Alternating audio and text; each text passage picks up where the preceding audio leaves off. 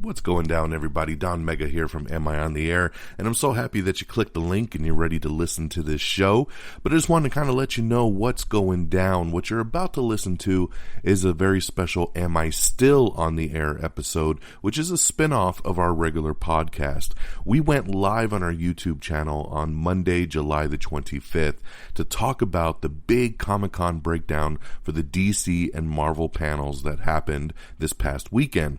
Now, my boy Peeps was actually there in San Diego at Comic-Con and waited in that long-ass line so he could actually see these panels live and in person.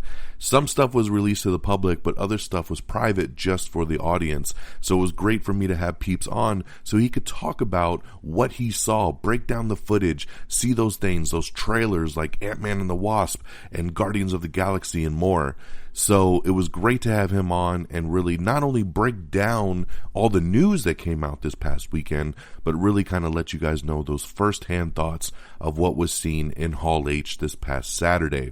So this episode was broadcast live on our YouTube channel on Monday, but I always want to make sure that you guys have the audio version as well, so you have the choice, because I know a lot of you don't like to watch video podcasts, you just like to listen. So I always make sure you have the two versions to listen to. So if you're here for the audio version, sit back, relax, and listen in. If you would like to watch the video version, head on over to youtube.com/Am I on the Air. You can even click on our Am I Still on the Air playlist, and you'll find the video right in there. So two versions, video, audio, you decide what you want to do. But here we go. Sit back, relax, and enjoy the audio version of the Am I Still on the Air Comic-Con DC Marvel 2022 breakdown.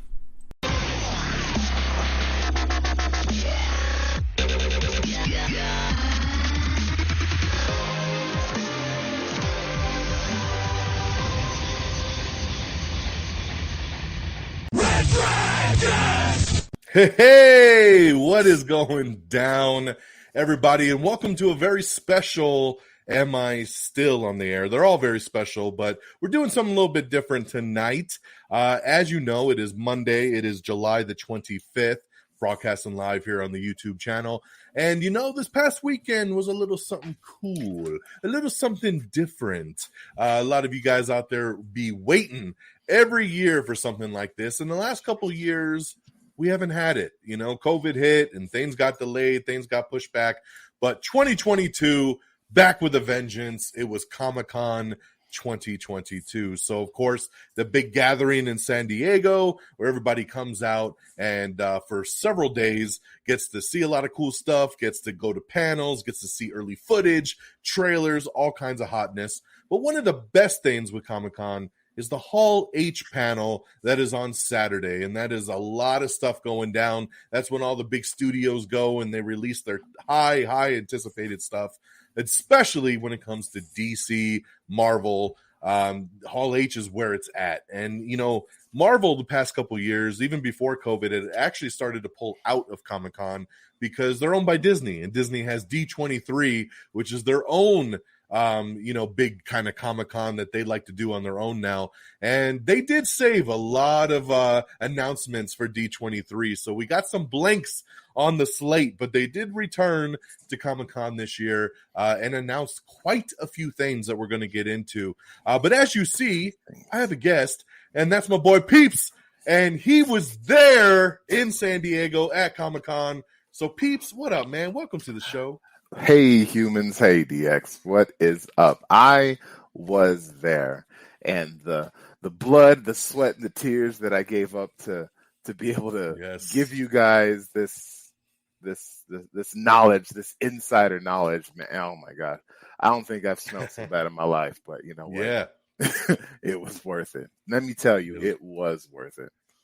Well, I'm glad to hear that because I saw that line, man, and I don't know how you did it, but you'll have to let us know. But because you posted up a video on Friday showing that Hall H line, and I was like, hot damn. So and it kept going. If I could have done like a sped up, like time lapse of me walking through that line, you was like, Woody, you're not going to get in. And yeah, it's you know, you meet friends on the way, and they kind of help you out with things. So yeah.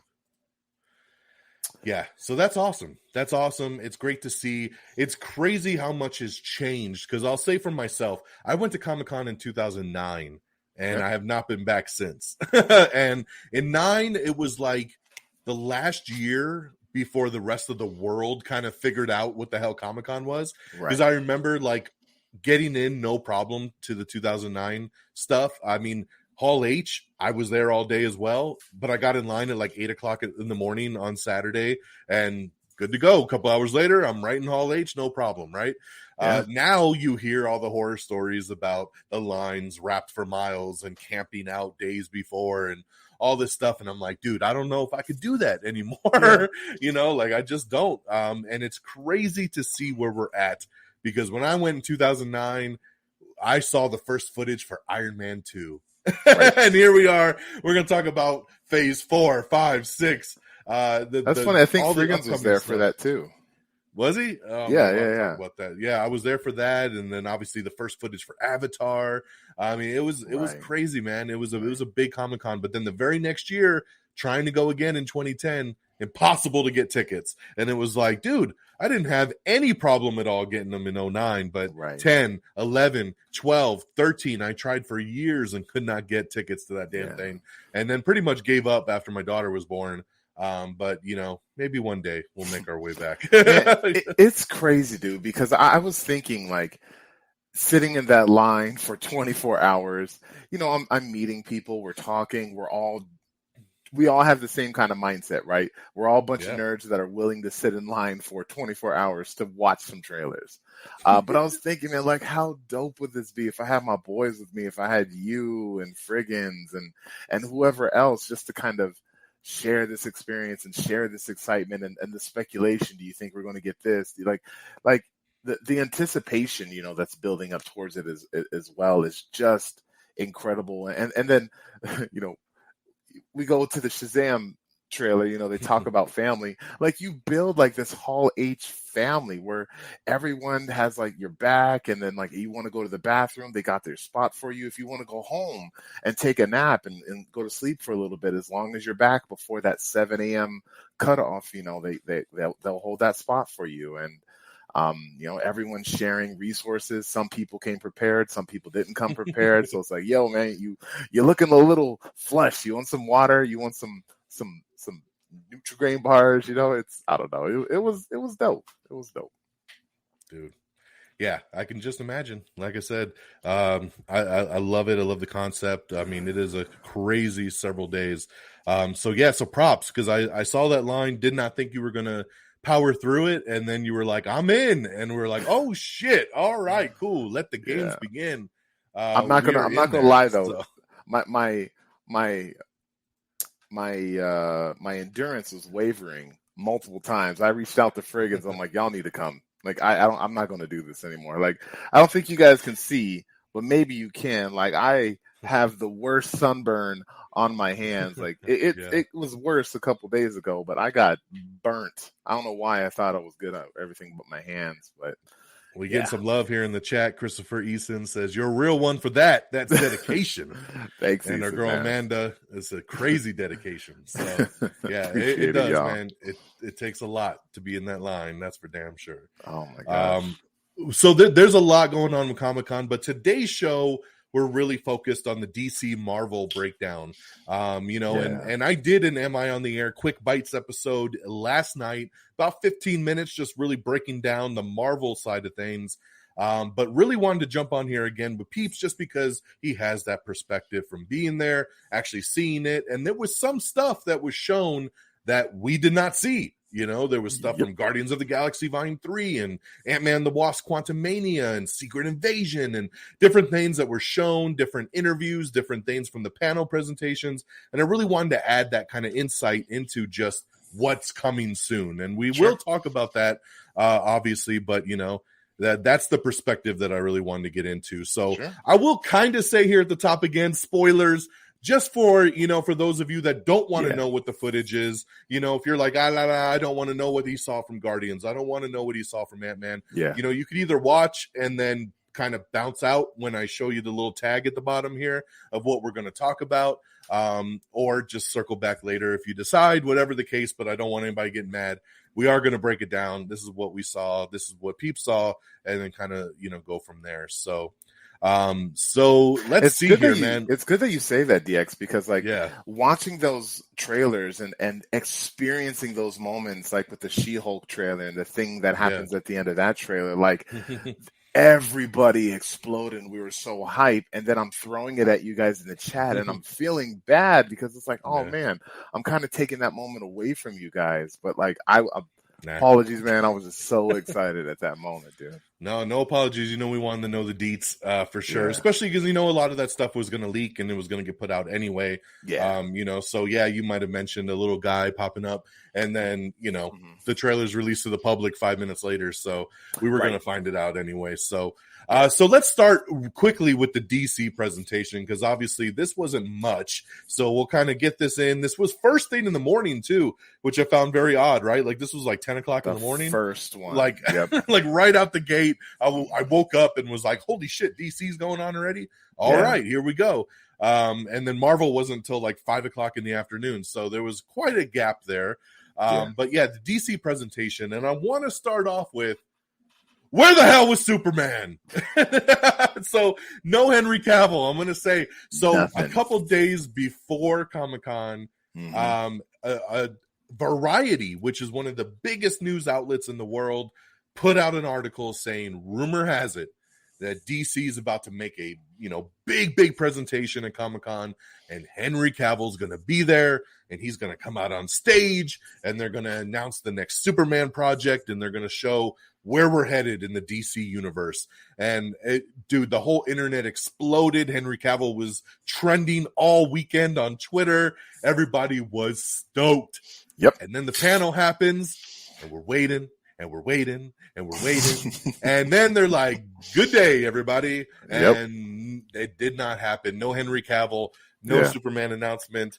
I saw during the Black Adam panel that somebody had asked The Rock, who would win between in a fight between him and Superman, and he said it depends who's playing him, which I thought was a very interesting. Everybody went nuts, man. That was good. Which I thought was a very, very interesting way to go about it. There are a ton of rumors that Henry Cavill will be in Black Adam, that we will see him return as Superman. Wow. We thought we were going to get him on stage. We thought we were going to see him in the new trailer that was going to drop, and we didn't. It still feels like Black Adam is holding back on us. I feel like these trailers are very half-assed. Like they're just trying to protect something, right? Like sure. I feel like it was Comic-Con and they only released a minute and 20-second like sneak peek, and that's very weird. Like it's Comic-Con. Like I thought there would be some big ass like 5-minute trailer that they would have shown you guys or something.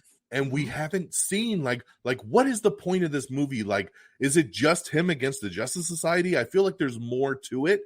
And I feel like they're hiding something, and that something might be Superman.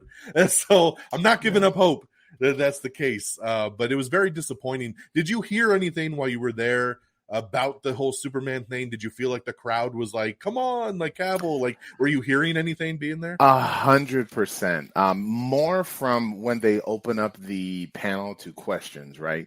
And like they screen the questions, they say, don't ask this, don't ask this, don't ask this. But I feel like once they got up there and actually asked the question, each time, even in the Shazam panel that happened before the Black Adam, people were asking like, yo, what are the chances of Superman popping up? What are the and then even in the Shazam, what are the chances of Black Adam popping up? And unfortunately, they're like, that's an amazing question. I'm not going to answer it. Next question, please. Because obviously, they can't. But the fans, the people asking questions, everybody like, yes, we wanted to know what was happening. And the way that they would introduce the panel. The first was the Shazam, which was very basic. But then once the Black Adam one happened, and I don't know if you want to get here a little bit later or not, but we'll go to that in a second. Okay, but that was such an epic introduction to that one. And then when the Black Adam was over, we're like, okay, what's going on? What's next? And then it just cut off. Like, all right. And the little hot dog came walking by, like, go to the bathroom, and I was like, man, Why? We were talking again, sitting in there talking to all the dudes in the line. Yeah, we were saying that. Like, they're saying it's a WB, but are they? They're definitely not going to show anything Flash related. But are we going to get any big announcements? Are we going to get a timeline? Are you going to get anything on this? The TV shows or Peacemaker season 2, or even the Amanda Waller show coming out. And I don't know if you guys saw, but was Amanda Waller in the trailer that they released to everybody? No, she wasn't, but they did announce that she's a part of the movie. Okay, man, I wonder if you guys saw a different one than us. But yeah, they showed Amanda Waller in the trailer. Oh, see, so we'll have to talk about that. Yeah. So very, very odd for DC to come to this thing and really half-ass it, like very much so. Like, I understand they're in a tight spot with Flash, but that movie's done. And you're going to release it at some point, so why not show a sizzle reel? You don't have to bring the panel out. You don't got to say, hey, here's Ezra Miller. But you could just, here's some footage. Here's Michael Keaton as Batman, right? Show us some cool shit. Aquaman is done. Why was there not any Aquaman 2? Nothing. Like, I don't get that. They just finished Batgirl. They just finished Blue Beetle. Why are they not showing any first looks at any of this stuff?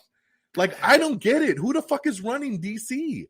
I love DC, and I'm just like left scratching my head that they fucking brought out 2 things and said, see you later. And I just don't get it.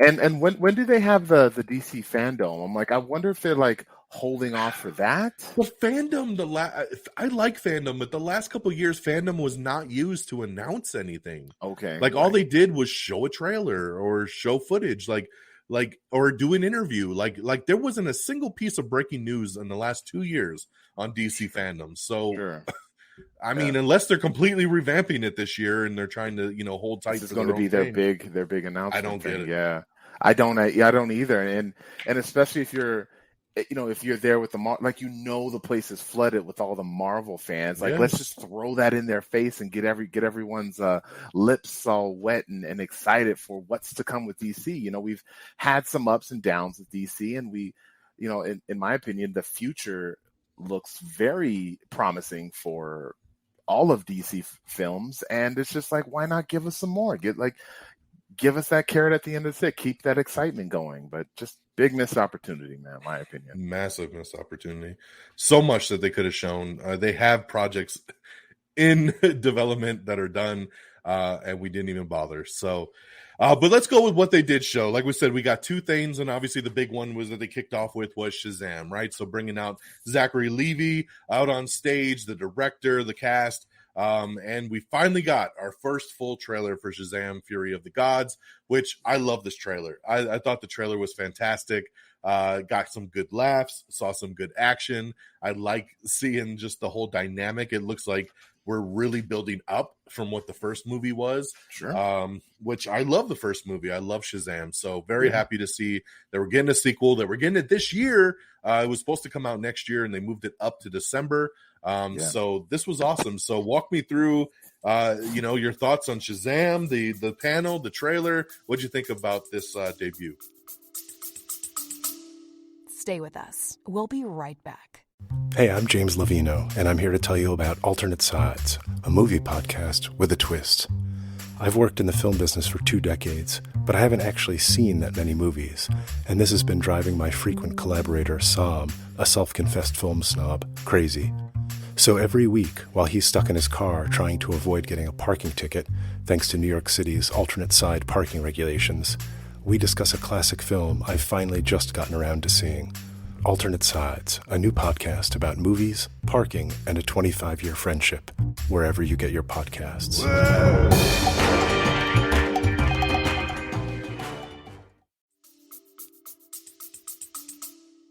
I thought it was an amazing start to the entire event period. I mean, from they started with Zachary Levi, that's his name, right?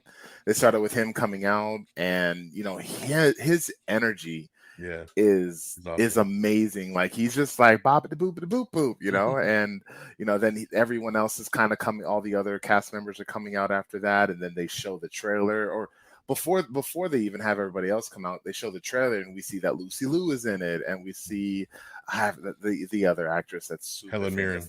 Yes, yeah, we see that she's in it as well, and then when they talk about like family and the humor and the So good. the kid that plays as little kid Billy, um, Yeah. when he was doing when he was talking about it, he said in the Shazamily. Yeah. And as soon as they said that, they were like, "Oh, it's new hashtag Shazamily. Who came up with that?" And then him and Zachary started getting in an argument, and it was just like really, really fun. It's just all of them kind of together, and they kept talking family, and I don't know, just for some reason, obviously that was the vibe. The word of the day was family, because you just felt the closeness of the cast. And with the way that Shazam ended, like it seems like they're keeping that same energy and just going through with whatever else that the adventures they'll get into. But yeah, I mean, this is one of those Fast and Furious movies, and it's all about family. Guys, family. Yeah, that was so good. And the fact that he's doing that with Helen Mirren, who was in Fast and Furious. So super funny and meta at the same time. So I love it. Yeah. It's their Helen Mirren in that universe. So good. Yeah, my daughter loves Shazam. We watched that trailer when it came out Saturday. She's super excited. Can't wait for that one. Did they give anything away or talk about anything cool that you want to add during the presentation? It was all surface level. And again, this is one of those things where I'm saying, like, I kind of wish I would taken notes, but no, they didn't. Obviously the bad guys, they say they're like the children of Atlas or something like that. So Shazam, he has to do with a lot of the gods of DC. So maybe we're going to get a little bit more into the new gods or the old gods of that world. But no, they didn't really. They were being really tight-lipped about things, and that was the first panel where each audience member was asking, like, "Can you tell me more about?" And they were like, "I'm sorry, I can't tell you anything else." And whereas the only fun question they asked is like, "What would you do, or what would Barry do if he got the Shazam powers?" Is that who does he like play a character named Barry or something like that in another show? Is it Barry or Zachary? Yeah. No. Chuck, that's what it was. Yeah. What would Chuck do if he got the Shazam powers? And I don't know. It wasn't as fun as an answer, but it was a fun question. Yeah. That's good. That's good. But yeah, I want to know how the hell how's the wizard back? That's what I want to know. Right? He died. He didn't even come out when they had all the cast members come out. Like he wasn't even part of it. So yeah, it's crazy. Like it's been a while since I've seen that movie, but I thought that I'm like, why? I thought he wasn't even. Yeah, he was dying. That's why he needed someone to take the Shazam powers from him. And then he's all over this trailer. Like, come on, Billy, let's do this. Maybe it's like Star Wars rules. It's just his ghost. He's a god. Like, yeah. That's true. Yeah, exactly. You need the the God Slayer sword to kill him. But man, that one it was super fun. It was an amazing start to it, and it got me excited for it. It's going to be like one of those happy-go-lucky kind of fun movies that you'll enjoy and probably tug at your heartstrings a little bit. But I don't know, that one I'm definitely looking forward to. Yeah, trailer was fantastic. We got it up on our Twitter page and stuff and our Facebook if you want to check it out. Super hilarious. I love when all the kids are together and the parents are like, "Where are you going? To fight crime?" Okay. So no, it looks really good. I like the idea too of him kind of being like, I thought we were a family and kind of fighting together, but everybody's kind of doing their own thing. Right. So I like that because I was like not sure how I would feel with a sequel that's just all of them doing it together all the time. I kind of want just the Shazam focus, right? Like it was cute that the whole family got powers, but I wasn't super big on that in the first one, that we were going to go right into that. Like, I don't want to take it off Shazam. You know what I mean? Right. So it's kind of, I like that they're going to kind of separate them a little bit and then kind of bring them in and out. So that'd be cool. And I don't know much about the comics, but I know that there's been a couple comic series where they did kind of have that, where it is the Shazamily kind of all doing things together. So I'm curious, where they're going to go with it. But all right. Well, then our second thing, of course, was Black Adam. That's right. Dwayne "The Rock" Johnson. I saw coming on stage in his full Black Adam attire, electricity behind him, floating in the sky. Pretty cool entrance, man. I love when people get dress the part to Comic-Con, that they come out like how Tom Hiddleston did as Loki, and just when they do stuff like that, it's super, they're in super character. cool. Yeah. Yeah, I love it. So it was cool to see. Expected again to maybe hear a little bit more about the movie, to know a little bit more about the background, and maybe hear about a little Superman. But we did get, like I said, not a full trailer, which I was kind of expecting, but not expecting at the same time, just because they did recently release that trailer maybe 2 months ago. So I didn't think they were probably ready to be like, here's our next big trailer. But they put out what they call a Comic-Con sneak peek, which I remember when Batman v Superman put out their Comic-Con sneak peek, and it was like 6 minutes long. It was fantastic. And then this is like 1 minute and 15 seconds. It's okay, but it's very much a trimmed down version of the trailer. I mean, honestly, there's only a couple quick new shots in it. There's a really cool shot of Dr. Fate kind of multiplying and holding Black Adam down while he's trying to like get out, which that looked cool as hell. But other than that, there's not much else that really happened in this. So you might have saw more footage, and that's what we'd love to talk about. Seeing The Rock in person up on stage talking about this project that he's been involved with for like 15 years. So it's cool to see it come to fruition. This is one of my most anticipated movies of the year. I love The Rock. Very excited to see him in a DC film kicking ass. I do feel like they're holding back secrets on us of this film. So yeah, what did you think of what you saw? Now, you said you saw some footage with Amanda Waller. I don't know, maybe you saw more than what we did. Like I said, we saw a very short sneak peek. Maybe you saw a longer sneak peek. So kind of just what was your takeaway on Black Adam? So I'm trying to quickly see what they released because I forgot to look at that. But did you see Atom Smasher like growing as he's running? Possibly. I think it was just that same shot from the trailer where he's just kind of running through the street.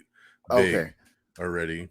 Okay, yeah. So so this goes into that spoiler territory. If things and moments and events that you guys may want to save for yourself. So just let you know. But all right, so the whole event with Black Adam starts, and I don't know if you've seen this, Don, where he's out on stage and he's going like this, and the lightning is shooting out. We tweeted there was a good like minute or 2 minutes before that even came up where it's just black, and then there's like some lightning and thunder, then there's some smoke comes up and lightning and thunder all over the place.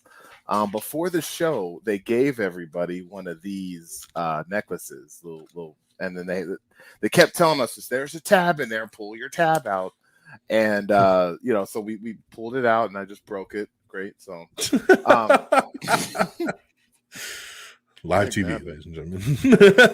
No, we're good. All right, we're back on. But when that was happening, he was doing this, these were lighting up. They were like lighting up. So that, I didn't notice until like the very end. I was like, oh, snap. And then at the very end of the whole bit, the hostess was saying, wow, that energy when you came out, that was dope. Can you do that again? He was like, all right, I'll do it again. And then he did the people's eyebrow and everyone just like went nuts. And he was like, all right, hold on. And then he went like this, and then the background flashed, and then everyone's like, things started lighting up again. So fun little moment. But to answer your question, DX, the start of the sneak peek that we got to see was some explorers going into like a tomb and then trying to figure something out, and one of the girls had like this lightning bolt necklace on her neck, and then she started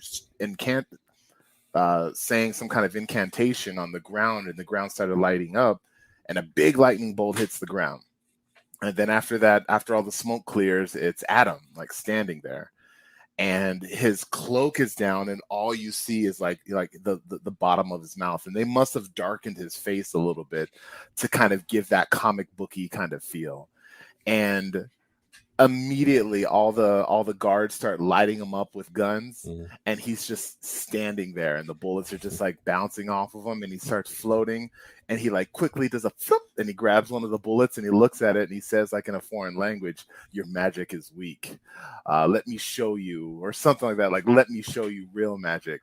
And he runs up and he grabs the dude by the neck and then just electrocutes him, turns him into dust, and then just like drops his bones on the ground.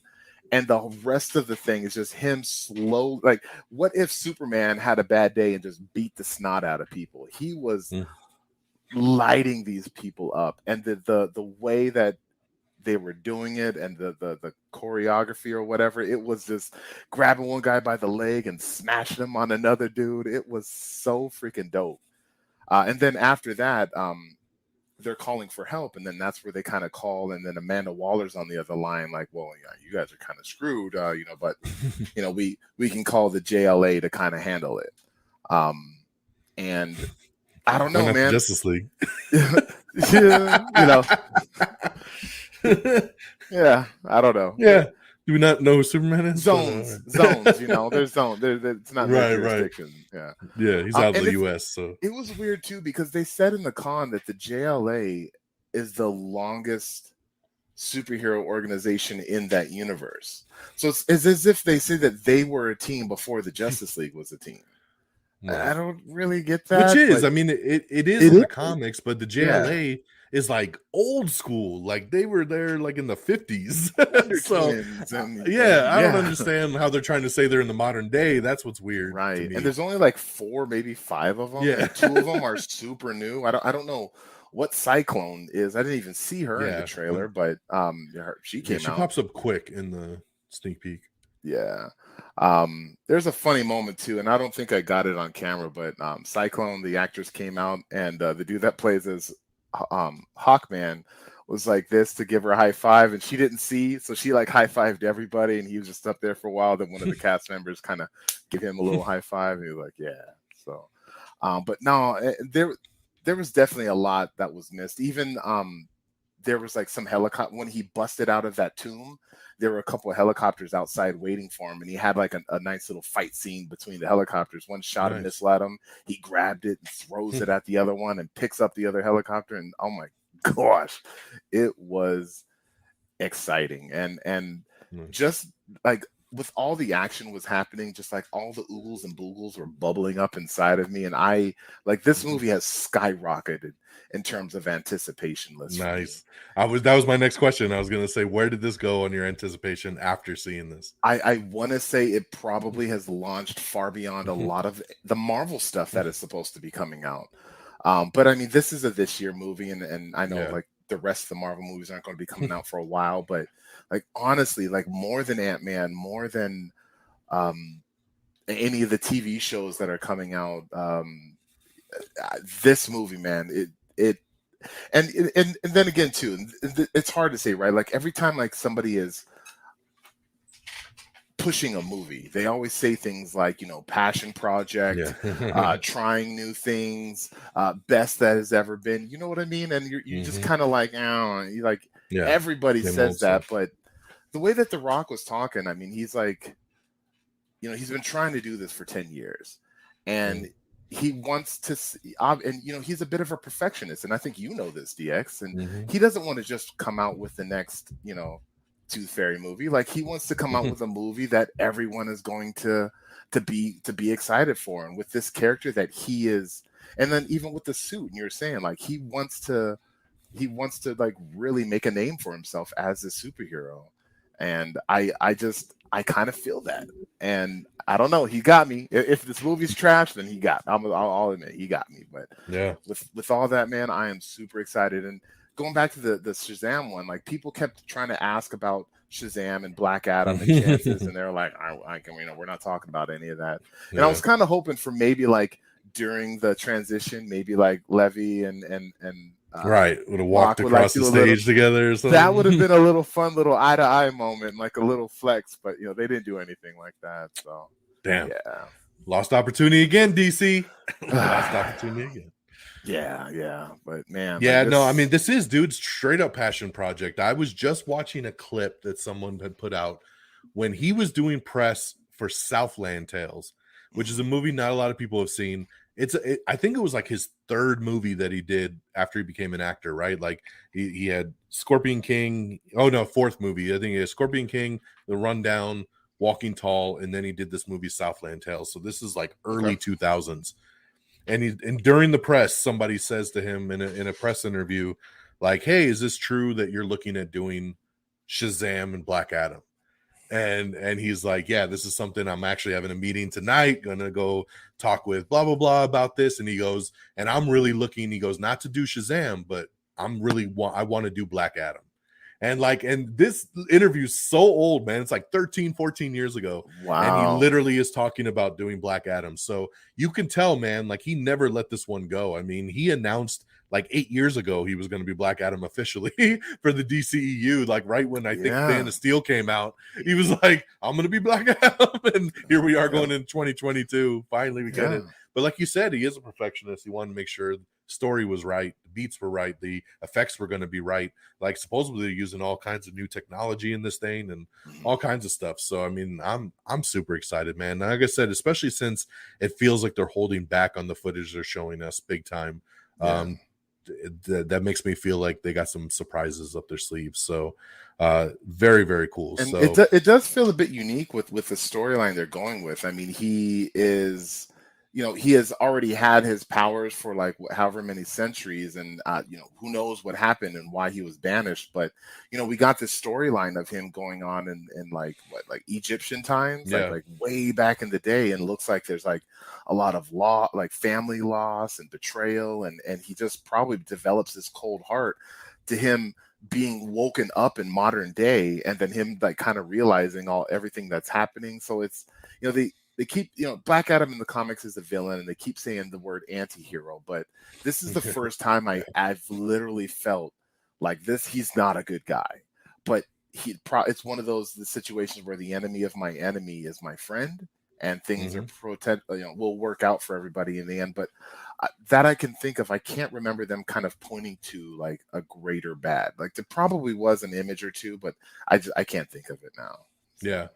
Well, the rumor has it that God, I can't remember his name. It's like Sabak or something like that. It kind of looks like the devil.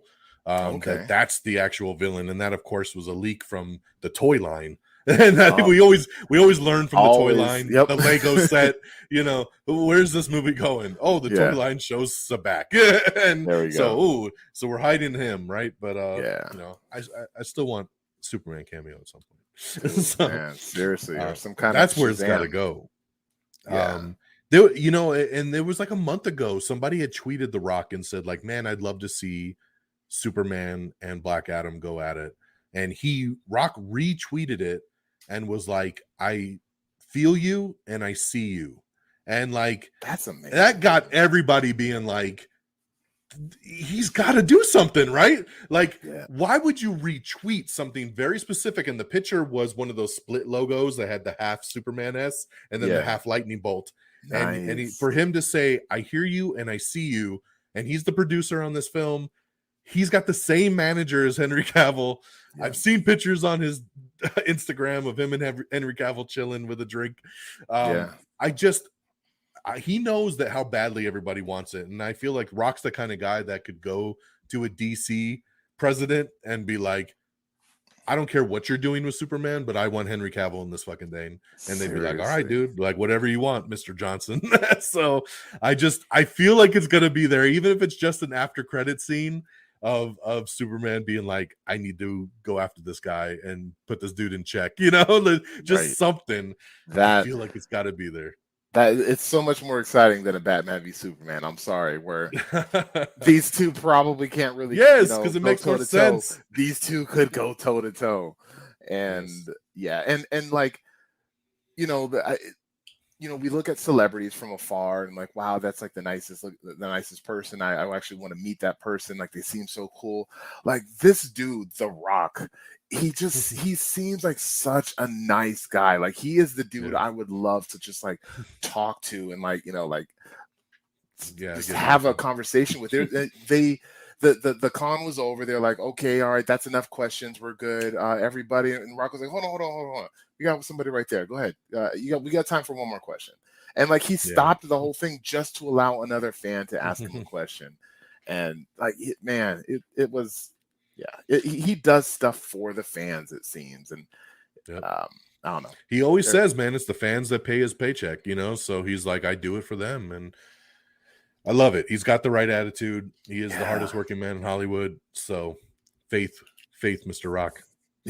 And that's it, guys. Like we said, DC That's your two things, baby. So we're going to jump about 6 hours ahead, and we're going to go to the Marvel presentation. Yeah. So this is where, Kevin Feige said, hold my coat. I'm about to go wreck shop up in here. So the man, the myth, the legend, Kevin Feige comes out for the Marvel presentation and, talks about a little bit about phase 4, lets us know, hey, this is kind of what we've been doing. This is where you've seen kind of where we've been, right? We've had Disney Plus come into the picture, and we've had WandaVision and Falcon and Winter Soldier, and we've had Shang-Chi and Black Widow and Eternals and Miss Marvel and Moon Knight, and we've had all the good stuff, right? Thor, Love and Thunder. We've had Multiverse of Madness.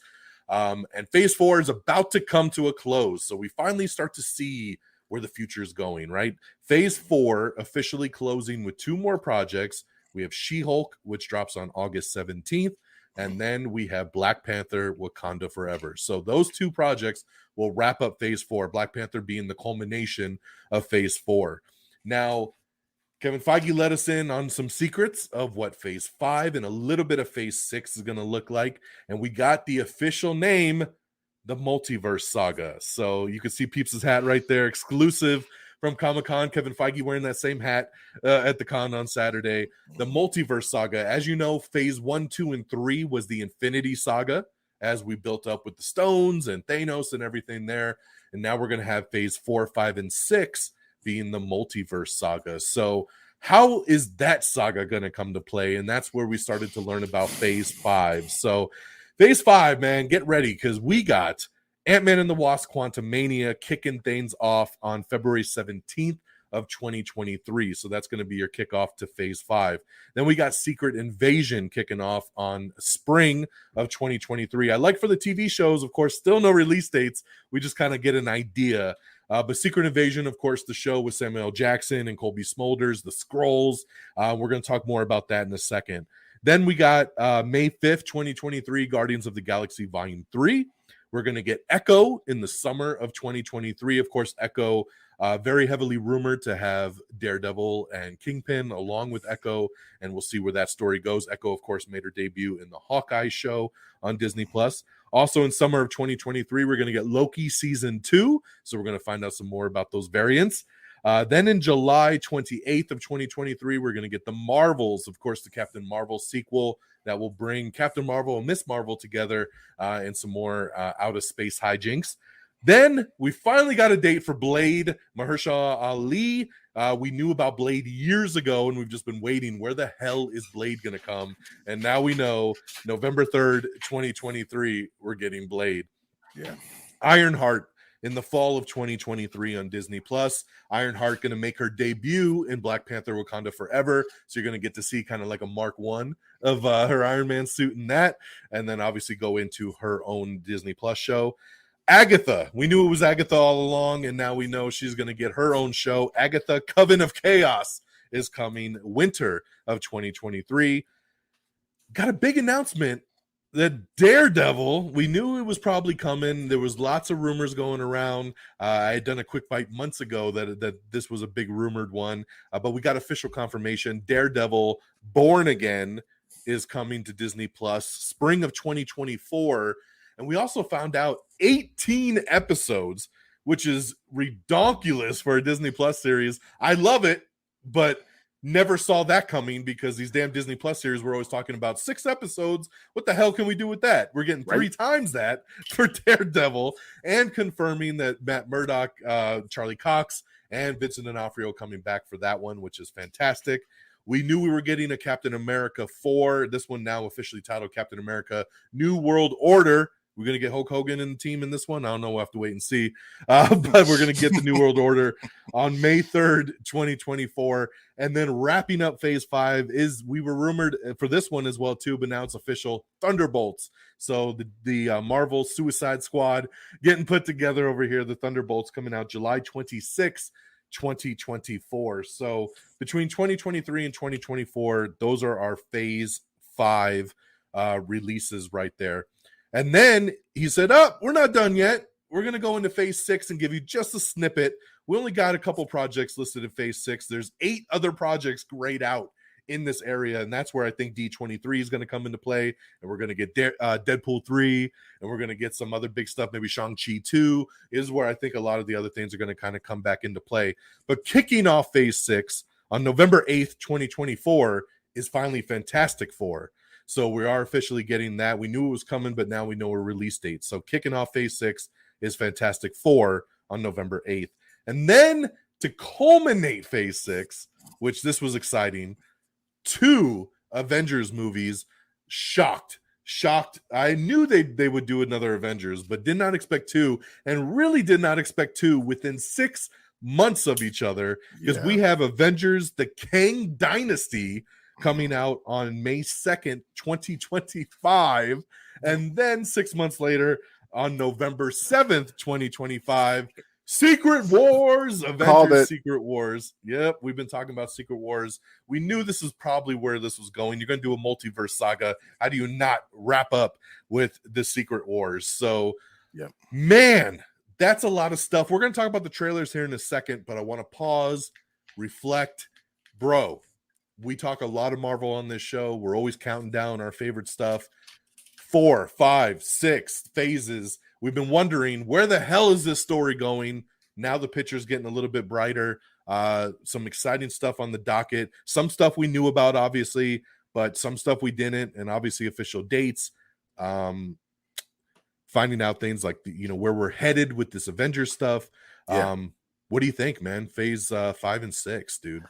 Like, an interesting thing that Feige showed during this showcase is, first we announced Phase 4 like this, and then after he kept going, and then we dropped this, and then movies and shows that weren't announced actually filled some of those spaces. So I think there were like 4 movies or 3 or 4 movies that weren't initially announced in Phase 4 that that were pushed in there, and whether if that was because of pandemic shifting around or what, that still has me a little bit excited for these announcements for Phase 5 and 6. It's like, okay, we see this docket, but that some more stuff can get kind of thrown in there, and they sometimes do like to throw us for a spin.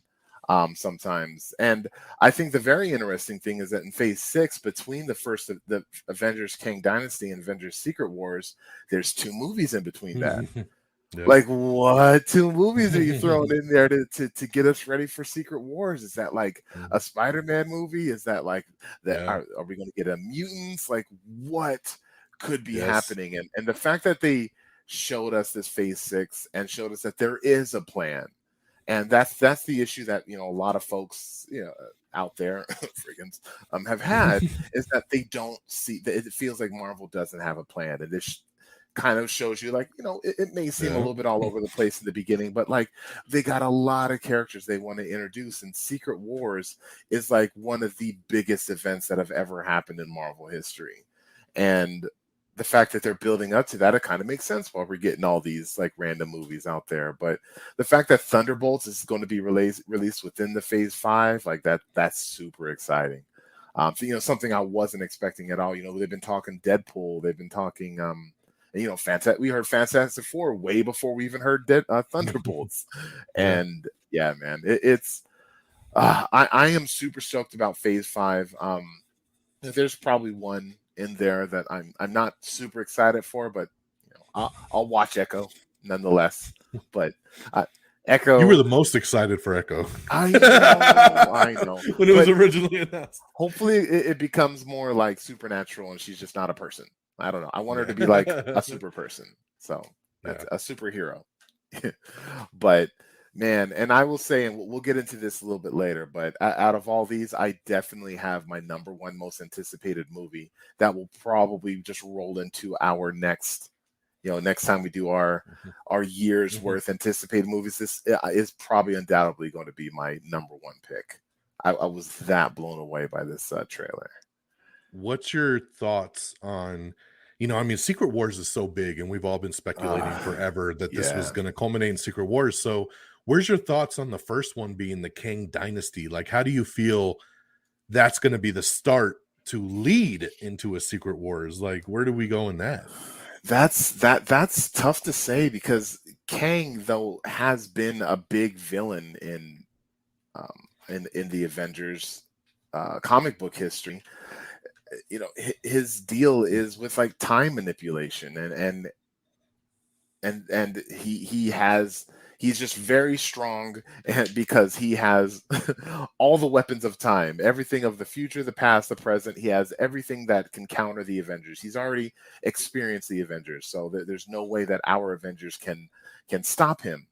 But the Kang Dynasty kind of makes me think of like an Age of Ultron kind of thing, where like we are going to experience a point in time where Kang he is one, and our heroes are going to try to either reverse that or overthrow him or what. But geez, I Then he don't, I can't. changes time and really f's it up for Secret Wars. That's what I'm saying. Like where they can go. We're gonna have time, like an Infinity War kind of ending where we're just like shit for 6 months, waiting right. for Secret Wars to start. Oh my gosh, if they do another Infinity War where they just like leave us, that would be great though. Team.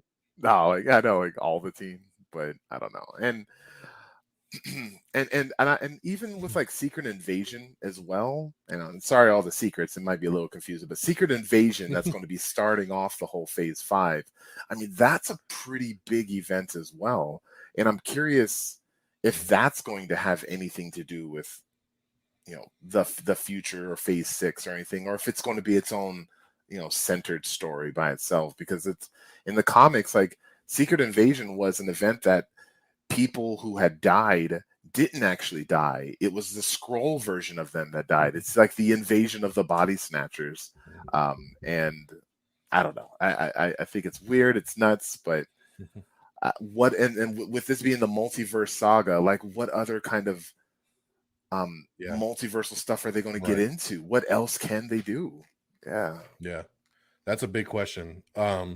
I'm just shocked, dude. Like when they started announcing these 2 Avengers movies, and I was looking at the date, and I was like, "There's no way these are both in 2025." like because you know, we know they did Infinity War and Endgame back to back, and still separated them by a year. So it's like, holy shit, you're really gonna put one out in May and then another one out in November? Like that's crazy, dude. And I'm a little sad because, you know, the Russo brothers were hoping they'd come back. They've been talking even lately about how their dream project is to do Secret Wars, and so my first thought was like, here we go. But they already said it's not them. Kevin Feige already said it's not them. They've already said, like, both parties have said it's sorry, it's I not was them. going to ask that. Man, that is sad. Yeah. They so hopefully, unless they're swerving us and they could figure something else out. But yeah, I heard both the Russos and Kevin Feige after Comic-Con was like, yeah, it's not the Russos. So they said they still haven't picked a director. So maybe there's hope. But as of right now, it doesn't. Like, he said, "Oh, the Russos are too busy doing their studio and stuff." And I'm like, "No, they're not. They would love to do Secret Wars. So let's go." And who better to handle this, right?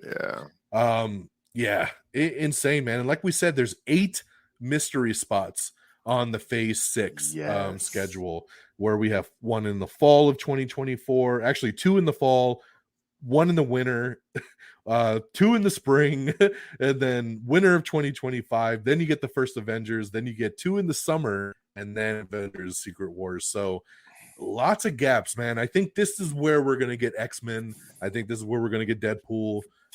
This is where I think a lot of those are going to kind of fill the slots. I think we'll get another Shang-Chi in here. Possibly something else with Eternals. I don't know if it's going to be a straight up Eternals sequel, but I think we could see the Celestials and then just get a story that has some of the characters from Eternals back. Obviously, because I know they set up the whole thing with Thanos' brother, you know, Harry Styles coming in, that post-credit scene. We still have the incursion that is happening from the end of Doctor Strange. So now we have Charlize Theron there with Doctor Strange hopping around. We know the incursion has something to do with Secret Wars and stuff like that too. So how's that going to play in? So big stuff, man. Big stuff. So let's get over to the trailers first. So this was released to the public. The first one was the She-Hulk trailer. So we've already had 1 trailer. They dropped the second one. This show comes out in just a couple weeks. What was your thoughts on the new She-Hulk trailer? I was extremely ecstatic that she's going to be breaking the fourth wall. I love that. That was great. That is very exciting. That moment where she talks to the camera, then Bruce is like, "What are you talking? What are you doing?" Yeah, she even double takes and is like, "Oh shit! Like, what did I just look at?" Yeah. Oh my, that was so perfect. I'm so glad they're doing that. It just looks fun. It looks like I don't know, what if Ally McBeal had superpowers, and the fact that we're getting Abomination again, and we're going to get a little bit more into him, and with the Thunderbolts around the corner, are we going to get maybe like a little bit of a redeeming arc from the Abomination? Like, when he had taken the super soldier serum, though he didn't go around killing people and being a cliche villain, he just wanted Banner, and he had this laser focus that collateral damage didn't matter. And the fact that she's supposed to represent him, I think that'll be like interesting. Like, I think there's like what did she say? A conflict of interest here? Yeah, I love that she said there's conflict of interest. You tried to kill my cousin Bruce. And then the guy's like, "No, there's not. You're fine." And Yeah, she's like, "Oh, yeah." I don't know. It's interesting. And it's also going to go into this like She-Hulk dating life. And then all these kooky, probably throwaway characters that they're going to throw in there. And it Frogman. Right. Man, for a minute, I think it was Frogman when he was flying up. Yeah. My excitement brain, I saw Ironheart, and I was like, "Oh, Ironheart's going to be in this." And then I saw it again later. Like, "Oh wait, I'm an idiot." So, but yeah, man, I'm super excited. This show's right around the corner. I've been excited about it since its announcement. I cannot wait. I don't care how bad the CGI could or can't be. But like the CGI, like that's part of the reason, and we'll get into this a little bit when we talk about Guardians, but that's part of the reason why we didn't get a Guardians trailer, because James Gunn said, like, the CGI is not like 100% complete, and we don't, I think the first impressions are the longest lasting impression. We don't. Yeah, he said I didn't want to put this out for people to dissect it and then make fun of it. So exactly. he was like, nah. That's what the internet does. So I say good call on that. But yeah.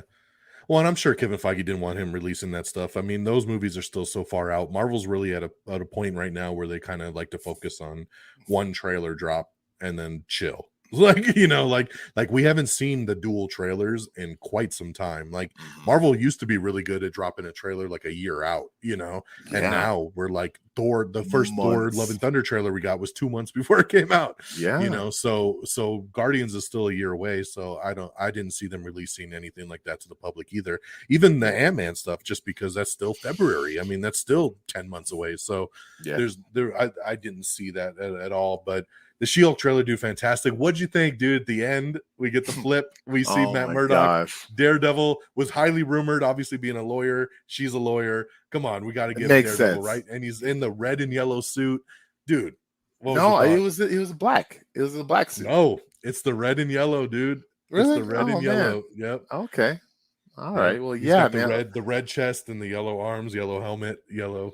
It's the red and yellow. Like everybody went nuts, obviously, at that, like myself included, and I had no idea if you guys are going to get this, but I just couldn't help but like send it to you. Daredevil's in it, and like this we've won the Netflix series did so well, and we've wanted this for so long, and we got that little teeny tiny tease in the last Spider-Man movie, but the fact we're going to get him in costume, potentially watching him like throw down with somebody, like, is extremely exciting.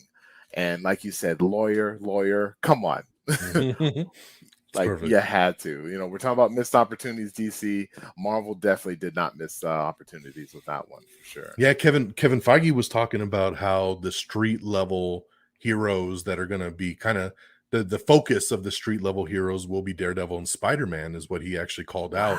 Wow. So I don't know where that's going, but that's cool as hell. And then I'm like just so shocked at the push for Daredevil all of a sudden, because we talked about him popping up in Echo. He's popping up here in She-Hulk. We got him in his own show in 2 years. Yeah. They announced that he's going to be in the cartoon Spider-Man show that they're putting out on Disney Plus the freshman year. And in that, he's in the black suit. So, so again, voiced by Charlie Cox. So I'm like, dude, they're doing a lot of Daredevil for something that I was like, I haven't seen them use a character this much since Wong. So, I'm just like, who also pops up in the She-Hulk trailer. So like Wong is just living his best life right now. Right. I love that she goes, it's in the book. And he's like, the Book of Ashanti? No law book. Which is so great. The Book of Ashanti? That was good. Great and stuff, then man. I didn't even know Wong was there, but they announced he's going to be Benedict. They announced him a while back. Yeah, so that's, I don't know, man. I'm super stoked for this show. That's for sure. I can't wait for it to come out. And it just looks so funny, and the whole training scene with her and Bruce, and she's like out doing everything, too. And then he's just all like, oh, you know what? I guess go do your lawyer thing. You've already got the hulking.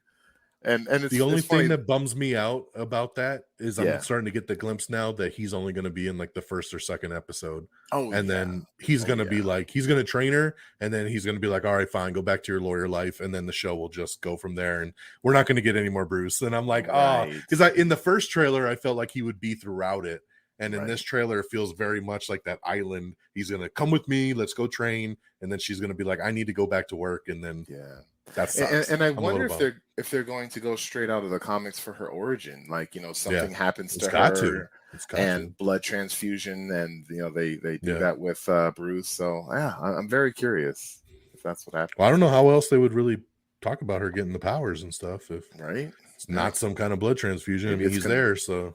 Maybe it's contagious in their family or something. I don't know. Well, I know in the first, it's like he's got COVID. The whole COVID.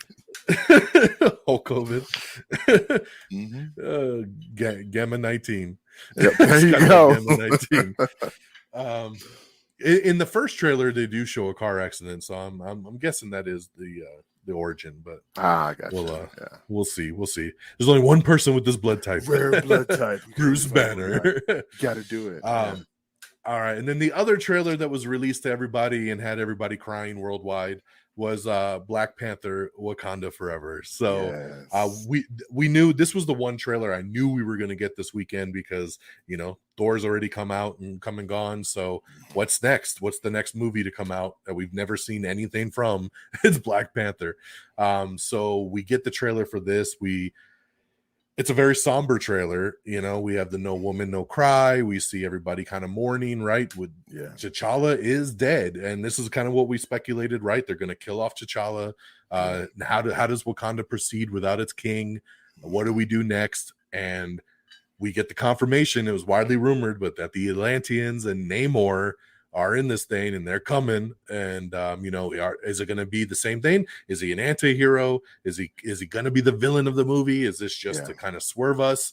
Is this just, where are we going to get? But that looks fantastic. I love what they're doing with Namor. I love kind of the Aztec vibe of it. Like the visuals look cool of them all riding the whale into the water. And just, the look of him is cool as hell. We see M'Baku, we see, Angela Bassett just kind of being like, everything's been taken from me. Like, and it's just. They killed everyone. They killed my family. Yeah. Dude, it's just so powerful. And then, at the very end, we get a quick glimpse of the, like kind of, and you're like, oh, who's that? Like, who's in the suit? Like, we don't know. We don't know. But they got got nice hips, so probably looks a little thin. Very feminine. I don't think that's M'Baku. Like, I don't think that's M'Baku. I don't think it's Killmonger back from the dead either. So, I know it's got the gold trim. Maybe it is. It's Michael B. Jordan. We'll see. Yeah, I know.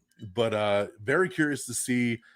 Amazing trailer. I love this trailer. When I watched it the first time, I was just kind of like, damn, that's a downer. But then I watched it back again and I started kind of just getting into the visuals, getting into the presentation, and just ended up loving it. And I've watched it several more times since. And I'm like, that's a hell of a trailer, dude. Like, even just the very end of the titles just coming in, the dong of the Wakanda Forever, And there's a whisper in the background that says Wakanda Forever. Oh, I didn't catch really that. Cool. Yeah. It's very cool the way it kind of comes in.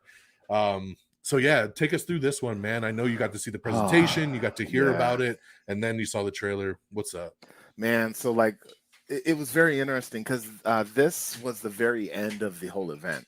They were talking about phase 5, and then he went into phase 6 and Kang and Secret Wars, and everyone's screaming and hooting and hollering. And I'm thinking in the back of my head, like, wow, I was really expecting something from Black Panther, but maybe they're just going to throw a trailer at us pretty soon. But like at the very end, they were talking about, we've been talking about everything in the future, but let us give you something, that's coming very soon. And then the lights cut out, and everybody put their phones down immediately. You don't want to get taken by the Comic-Con police. And then we hear like some like African singing, and then the spotlight comes down in the audience, and then you hear the that drum. And yeah, like in the audience, like there was two dudes that came out, and they had the complete like African like clothes on, and the one dude was singing and the other guy was just kind of playing the drums to it. It was like 3 minutes of them just kind of walking down with this song, and then as soon as they got on stage, like 10 more people kind of came out the woodwork, and it just turned into this giant song and dance where everyone, the one guy still singing, there's like 5 more people playing the drums, and there's like 4 people like dancing around. It was like so hype. It was a super, super hype way to get you excited for this. And that the 3 minutes was just them coming on stage. Then there was another like couple minutes of them on stage doing this like routine. It was fantastic. And then shortly after that, Ryan Coogler comes on stage, and then he tells like this story, man, that just kind of hit everybody. And he says that when on the first Black Panther, when they released the first trailer, he showed personally Chadwick Boseman the trailer. And he said the whole time Chadwick Boseman's hand was on his shoulder. And he's like, and if you know Chadwick Boseman, he's got these giant hands, man. And as he was getting excited, his hands was just gripping onto my shoulder. And I was like hurting, and I didn't want to say anything because he was super excited. And by the end of the trailer, he just looks at me, and he's like, that was an amazing, like, we are going to like do big things with this movie. And he said that like to this day, like coming out with this trailer that they released to us, he still feels that giant hand squeezing his shoulder, that he's still with him and still saying like, like we're going to, we're doing good things with what we're releasing to everybody. And when the cast came out, and like, it was definitely a more of a celebration. A lot of folks were sad, but like a lot of folks were really just celebrating kind of what Chadwick Boseman had done and really given to everybody else, and how they're going to just kind of honor that memory with the new movie.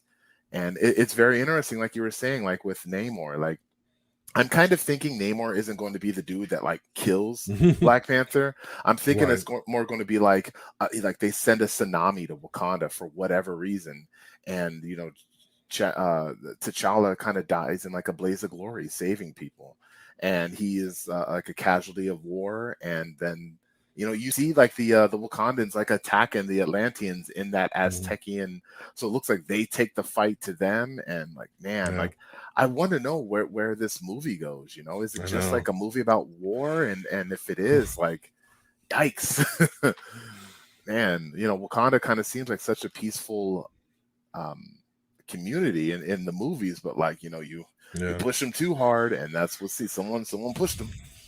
Well, they released the synopsis for the movie the next day, which basically talks about how, at the end of the first movie, T'Challa opens up the borders, and says Wakanda's for everybody kind of thing, right? Like, we're not going to be hidden anymore. Now that I'm king, we're open. And it sounds like there's a lot of other countries and a lot of other powers that are like, ooh, we want that technology. Ooh, we want this. Like, and they're trying to move in. So they are kind of under attack in this movie from this outside world, trying to be like, hey, these borders are open now. Let's go. Let's get it. So I'm anxious to see, man. There's some rumors, and I'm going to quote rumors, going around, because we love to speculate that the real bad guy in this movie is Dr. Doom, and that this is all a Dr. Doom thing. And then maybe he's playing both Namor, and and he's trying to get the vibranium, and he's trying to do whatever for his country, and just I don't know. We'll see. It'd be a great setup, since we know we got Fantastic Four coming to already get Dr. Doom introduced. It'd be something, man. They do like to swerve us. Yeah, like you said, with Doctor Doom's Latveria or whatever it's called. Like, he's like, why should they have everything? We should have it too, kind of thing. And man, that would be interesting.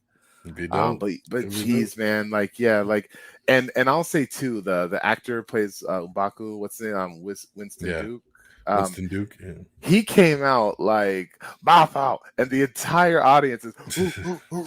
And that's just when they introduced him, and then when then they went back to him, like immediately everyone's like who, like the energy that he got from the audience was incredible. Like, I personally want him to be the next Black Panther. I love his character.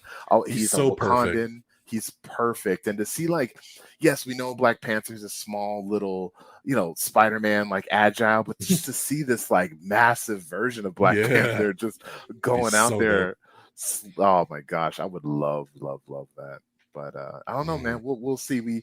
I think they once again did an amazing job of giving us a fantastic trailer, with giving us a little bit of story without showing the entire plot of what's going to happen. We still really have no idea of what's going to be going on outside of that synopsis that you just gave right now. That still really doesn't tell much. That doesn't tell much. Yeah. So that one was great trailer. Super good, super great way to end the whole con and all together. It's sad I say end it, but Kevin Smith had a panel like right afterwards. So.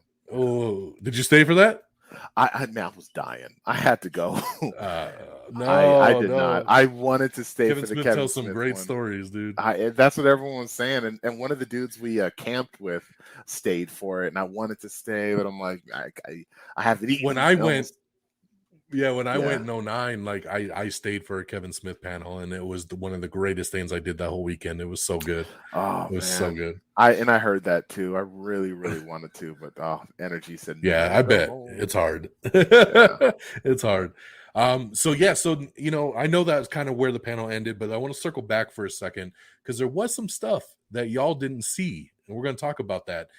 They did show some footage from Secret Invasion, which is the next big Disney Plus show after She-Hulk that will be out early next year. Once again with Samuel L. Jackson, Kobe Smulders, and of course we have the Skrulls coming back from Captain Marvel.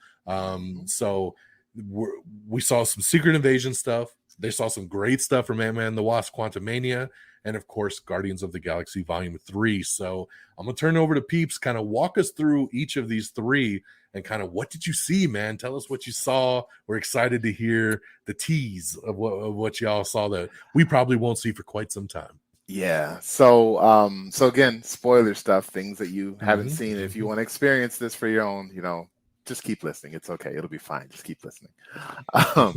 But the Ant-Man trailer, the vibe of this movie, it continues that same kind of Ant-Man. It started off so freaking funny with Scott, and you showed that picture, DX, with him reading the book. What is it? What does it tell? Like a little guy, little problems, or something like that.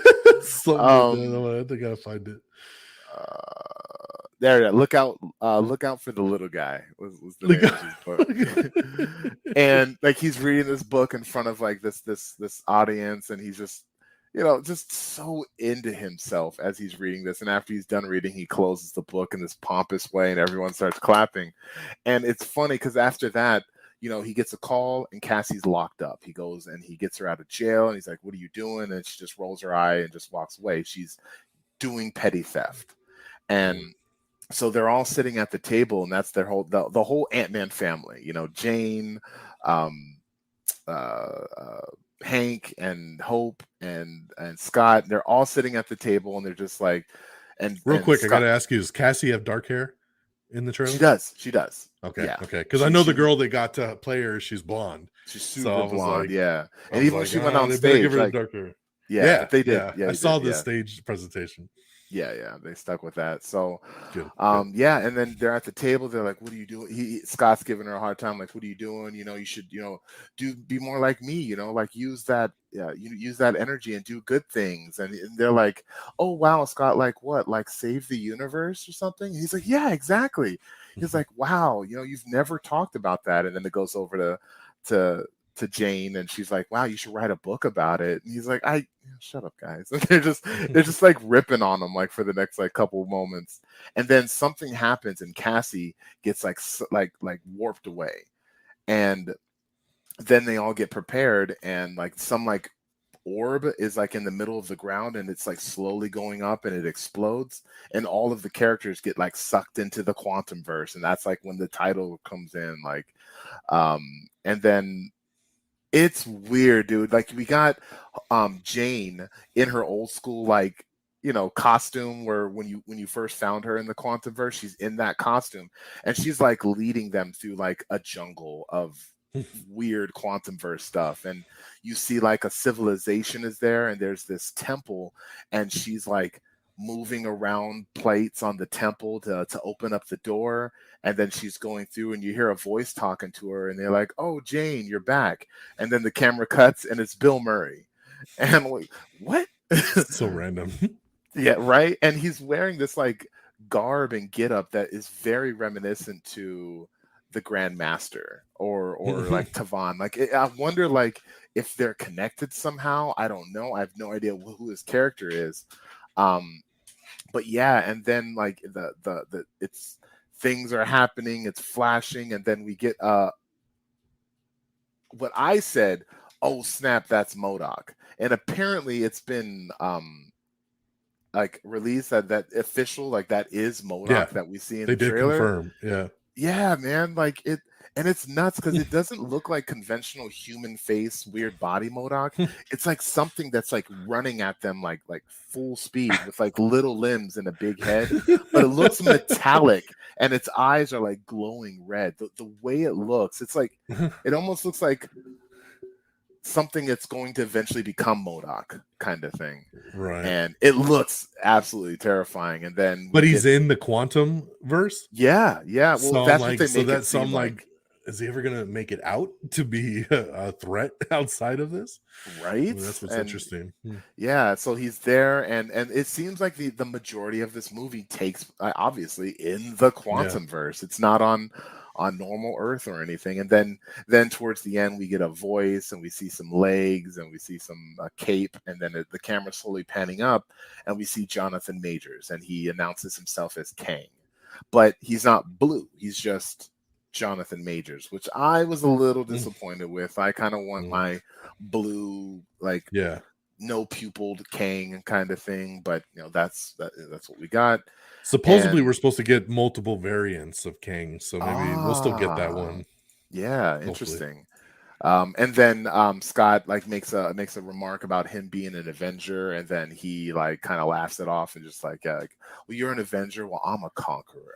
And it's like, oh,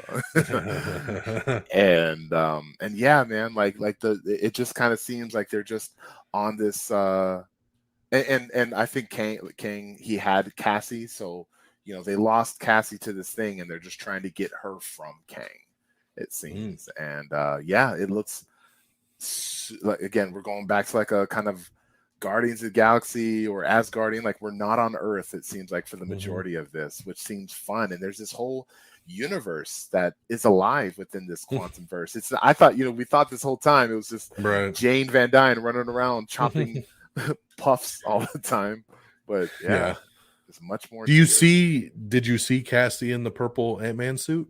Because there was that art that came out, that poster that was a Comic-Con exclusive that had her in the purple Ant-Man suit. You didn't really, you just like saw her from like the face up at that moment when when he had her, but no, like you didn't. Once she got taken, you didn't see her at all for the rest of the trailer until that one moment, and then you don't really see anything. So interesting. Yeah, but it's neat because you have the whole Ant-Man crew. Even I think Hank like had a suit kind of thing. So like it's going to be neat to have all of them, the Ant-Man family. Yeah, right. All together. Yeah. So, and I honestly, I appreciate these movies. Like a lot of these movies now, it's not just a guy or a character. And I know you're saying you want that with Shazam. Like a lot of these are these team ensembles. Yeah. And I'm digging that. I would have liked what's his name kind of be there, like, hey, so let me tell you a story about. You didn't see him though, right? Not at all. That's the rumor. He's not in it. Yeah, not him. Not the Russian guy. Such a missed opportunity. Yeah, like that would have been great if he would have went with him too, for sure.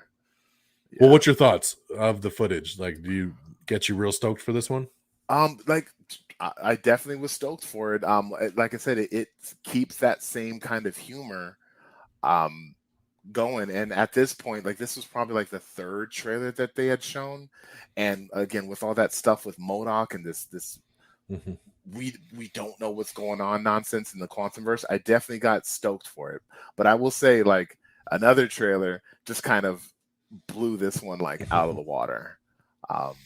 Yeah, but right. Yeah. Well, let's talk Secret Invasion. So this is the one Disney Plus show that they showed us a little something for. A little bummed out because the rumor was this would be out before the end of the year, that we were getting this one. I mean, She-Hulk is in August, so we still have a lot of the year left, and that's it. So kind of bummed out that this is 2023 night, right? Which they didn't even talk about though. They didn't even mention what's not even on the slate. You know, which is kind of weird because I know, you know, how he said Phase 4 was going to wrap with She-Hulk and Black Panther. Well, there's also the Guardians of the Galaxy Christmas special, which they said is canon and takes place after Love and Thunder. So I'm like, talk about that didn't mention that, you know. I mean, I know we had some animated shows announced as well too. We have the Zombies, the Marvel Zombies, that they said is going to be rated TVMA, which is really interesting. Sure. You know, and then we're getting the Spider-Man freshman year. They also announced that they're doing sophomore year as well, which is very confusing because the Spider-Man cartoon is supposed to be in canon. Sure. But Daredevil's in it. And if you see the pictures of the villains, there's a Doc Ock and there's a Harry Osborn and there's all this stuff that I'm like, obviously none of this stuff was around. Yeah, like he didn't know who Doc Ock was before No Way Home. So like, and they said Norman Osborn was like, I don't even have a house here. There is no Oscorp. So why is Harry in it? And why do we have these other villains? And why do they look like the Tobey Maguire villains, like out of the comic book? Like it's very odd, like the way they're going with it, you know, having Charlie Cox voice Daredevil, but Daredevil and Spider-Man never met. Like, I don't know, man. I'm a little, it's weirded out. I see some things saying like, oh, it's a multiverse thing. It'll be another, you know, variant of Spider-Man, another world. Sure. But I don't know. It feels weird because I remember the original concept was freshman year because we didn't catch up. We didn't know Spider-Man until Civil War. So this was going to be him getting bit by the spider. This is the origin story that we didn't see in film. Yeah. But now it feels like they're going way off the rails with this one. So I don't know. So we're getting I didn't see that. That was a different day or a different panel. Yeah. They did that one on Friday. They announced What If Season 2 is going to be early 2023. There's a little bit of I Am Groot. Obviously the X-Men 97. Yes, the I Am Groot, which comes out August 10th. They did release a trailer for that, which is cute. It's going to be 5 episode shorts. But so Secret Invasion, man, this is our next big one. We've talked a lot about with the scrolls and everything. I haven't heard about any of this footage. I heard a lot about the Ant-Man. I've heard a lot about Guardians, but what the hell happened in Secret Invasion? Man, it was interesting. Like it starts with Fury, kind of I can't remember if he gets off of a ship. Like I think he's getting off of a ship and he's like coming back to Earth and he is like ragged. Like he has like a crazy big beard and his hair is all jacked up and he has no eye patch anymore, obviously. And you hear a voiceover of Maria talking to him like, where have you been? Like, I've been trying to reach you, you know, that things have been happening here and we've needed you and you haven't reached out to me. And he's like, well, none of that mattered because this is the real emergency. And then ka-tong-tong. And then it shows him having a meeting with Rhodey and they're talking back and forth about, you know, like mysterious things and stuff that's going on, and they need to do like kind of look into it more. And it's weird because Talos is with him, but he's in his human form, which is understandable, right? Like probably the amount of makeup that it takes to put him, and for him to be able to walk around on Earth, like he would need to be in his human form. So Talos is helping him, and they're walking around investigating things. But yeah, that's all it shows you is really Nick, Talos, and a little bit of Maria in the beginning. You just hear that conversation with her. You don't really see much of her after that. But a lot of the weird stuff with the trailer is like Talos is talking to this dude, and they're having a meeting, and there's a moment where Talos gets aggressive with him, and he stands up like he's going to do something, and then 10 other guys stand up behind him, and they all look exactly like that same dude. Like they're like 10 different identical clones of the same guy, and then it's like, oh, and then that's where the trailer starts getting weird. And the weird thing that they show us, but they don't give us anything, is that there's these bodies that are laying on these tables, and it looks very high tech. And there's like they're like in a kind of cask, and it's like slowly opening up, and you can't see what is inside of it. So I don't know. I know in the comics with the Secret Invasion, they had these bodies of people who died. And they look like Skrulls, but they had our heroes' costumes on. So that told us, oh my gosh, that actual hero is still alive. But I don't know if this was that, if they're showing us these bodies of people who died, who reverted to their Skrull form, or if this is the process in which the Skrulls act. Because when Skrulls do their whole takeover, I guess they also take their memories, so that they can implant themselves within society, and nobody notice it. So they showed a lot of that, and they didn't show a whole lot. I guess that's probably why you haven't seen much. Is this? There's a lot of, oh, who's this? I don't know who to trust. Oh, should I trust you? I don't know. They're just running around screaming. I'm just kidding. But yeah, and that was really the gist of it. I don't know how much of a role Rhodey actually plays in it. If Maria is even part of it. Like when they did the people coming out, Colby Smulders was the only one there. No Sam Jackson, no Eric, I can't remember his name. Yeah, like Ben nobody. Mendelsohn. Oh, and yeah, the guy who played as Bilbo, he was in the trailer for a little bit, kind of with their little team. Remember, he was the agent that's in Wakanda that plays in the first Black Panther movie. Oh yeah. And he was in the trailer for the second one too. Yeah. Agent Ross. Yes, Agent Ross. Yeah, he was. They showed him as well, just running around, looking around. Like you don't know what's happening and what they're afraid of and what they're running from. But yeah, it's it was interesting enough. It just seemed like it's going to be that Invasion of the Body Snatchers. You don't know who to trust. And I don't know. I know Scarlett Johansson's done with Marvel, but geez, I would love if the Black Widow that died was a Skrull that actually had feelings and actually started loving everything that they were fighting for. So they gave their the only problem with all that is like, where the hell have the real ones been this whole time then? Well, that's what they do. They kidnap you, and you're locked up. Like you are on a Skrull mothership and you're in prison, kind of thing. So if they go with comics, which and then Fury was having a meeting with a lady that was kind of like the Skrull queen. I didn't see the actress that played as she was the Daenerys in Game of Thrones. I know she's. That's what I was going to ask you. I didn't see her at all in this trailer. Emilia Clarke. Yeah, didn't see her at all. So it didn't. So did you get any? Did you get any vibe from this trailer? Because remember, there was the rumor that came out that said supposedly the timeline for this show is during the blip. Was there anything that felt like that's where this is placed? No, because War Machine. I still don't understand how that's happening. War Machine was there. Didn't he get blipped? He did not, because remember, it was all the original Avengers. Okay.